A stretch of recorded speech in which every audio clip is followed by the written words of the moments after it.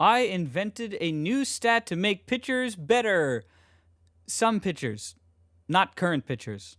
Okay, let me explain. I'll be basing this new stat on ERA, or Earned Run Average. Earned Run Average is the amount of earned runs a pitcher would allow for every 9 innings he pitches. The lower the number, the better he is at keeping runs from scoring. So, naturally, I thought of something. The RBI is a run batted in, so, in theory, if a pitcher batted in a run on games they pitched, it would cancel out an earned run given up, as the pitcher literally undid one of the runs that was earned. I crunched some numbers and did a lot of work, but I came up with a stat called NERA, or Net Earned Run Average, which takes into account the pitcher driving in runs on days they pitch. Now remember, that until a pitcher that isn't Shohei Ohtani bats sometime in the future, the stat is essentially useless now, as the universal DH is saving us the incredibly painful thing that is watching pitchers batting. But we can look back in baseball history. The group that I did all this math for was National League pitchers from 1973 to 2021. Here are the rules that I used to narrow down the sample so I wasn't looking through thousands upon thousands of starting pitcher appearances with their at-bats and all that stuff.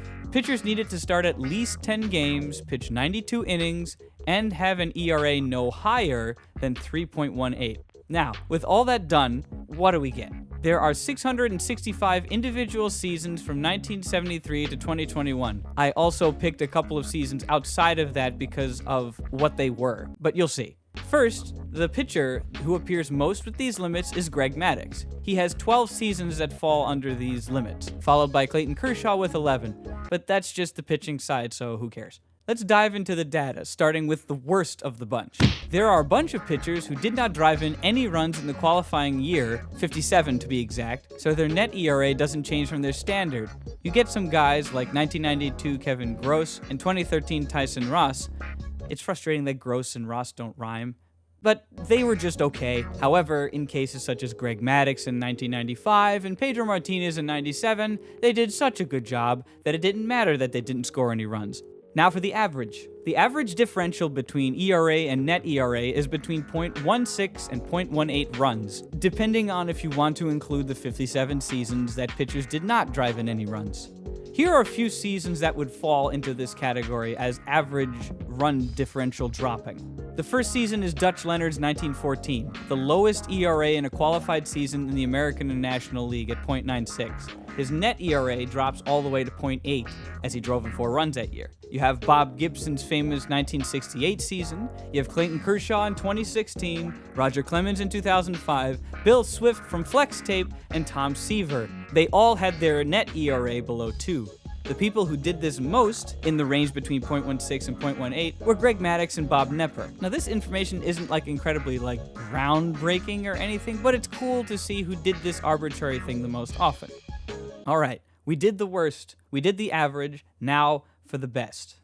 There are 28 seasons, or 4.2% of the whole thing, that have a difference of more than 0.4 runs, so you could consider this an elite group. I'm going to divide this in a couple of sections. So the first bunch is between 0.4 and 0.5 runs, which are pretty impressive years offensively. You have a few people who appear on this list multiple times, including Dan Schatzeder, John Candelaria, and Steve Carlton, who you may know from this video I did on him about his incredible 1972 season.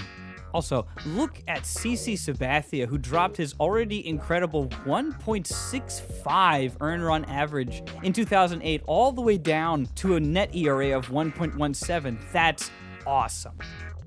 Okay, section 2. At 0.5 and 0.51 run difference, we have 3 guys. We have Don Gullett, Bobby Munoz, and 2019 Zach Greinke. And Don Gullett gets the prize in this section as his offensive output drops his net ERA below 2. So now, we did the worst, we did the average, we did the best. Now for the outliers. There are 8 seasons that the pitcher's affinity for driving in runs was significant enough to drop their net ERA by over 0.55 runs, and I'm going to go over these individually. The first name on this list is Fergie Jenkins, who had a good year as it was, with a 2.77 ERA in 1971. The reason why this year is out of the range is because it is an outlier in and of itself. He set a record at the time for 20 RBI as a pitcher, which dropped his net ERA all the way to 2.22. To give you an idea, that would put him 5th on the ERA leaderboards in 1971, just behind Dave Roberts. So next, there's a tie at .56. Two pitchers have this distinction. The first is 2021 Shohei Ohtani. It goes without saying. He is able to produce at an elite level when he's pitching and batting, but we know that. But according to this, a pitcher with an equally offensively impactful season, directly correlative to the runs he drove in compared to the runs he gave up, was 2013 Tyler Chatwood. Because if you compare the numbers of these guys, they are very, very similar. So you could say Shohei Ohtani is really just the next Tyler Chatwood. All right, that's stupid, but it's funny. Now we have these last 3 higher placements on this chart. First, we have Dan Larson, who had a great first year, and that was it. Next is Jacob deGrom in 2021.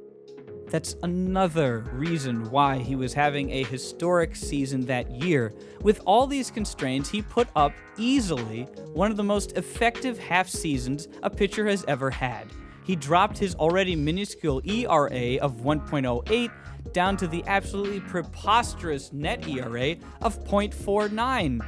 Here's a spoiler. Nobody had their net ERA drop that low for any reason out of anyone on this list. Out of the 34 pitchers that had a net ERA under 2, Bob Gibson and Dutch Leonard were the only ones aside of deGrom to have their net ERA go below 1. And the difference between deGrom and Leonard is similar to the difference between Leonard and CeCe. Jacob deGrom was literally the best player in baseball for that half year, and by that logic, had a more impressive offensive year in games he pitched in, better than Shohei Ohtani that year, albeit in a slightly smaller sample size.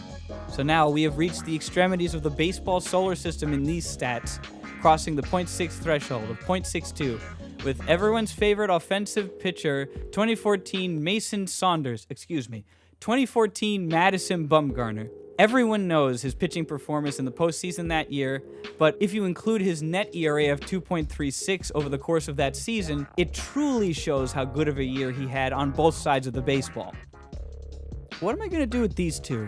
One's at 0.7, the other is at 0.81. These are ridiculous numbers. Dropping any earned run average by 0.7 or 0.81 runs, it's only been done twice. You can see it. Who is that?